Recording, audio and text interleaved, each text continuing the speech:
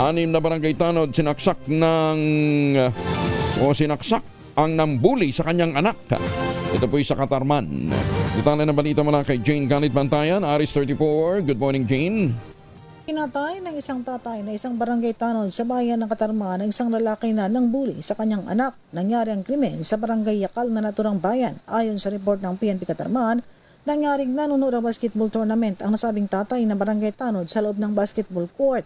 Nakita niya ang nasabing lalaki na binubuli ang kanyang anak na may halong panginsulto. Ikinagalit ito ng nasabing tatay at pinagtanggol ang anak. Ngunit hindi lamang basta depensa sa anak ang ginawa, ngunit agad na kumuha ng balisong at tinira ng saksak ang nasabing ng bully. Agad ni sinugod sa ospital ang biktima na isang 27 taong gulang, ngunit diniklara ito na dead on arrival ng doktor. Kusang sumuko rin naman sa mga pulis ang nasabing suspect na tatay na isang 57 taong gulang. Isinampa na ng mga pulis ang kasong pagpatay o murder laban dito. Mula sa Aksyon Radyo Katarman, Arts 34 Jane Galit Bantayan ng DZRH. Una sa Pilipinas, una sa Pilipino. Daghang salamat, Jane Galit Bantayan.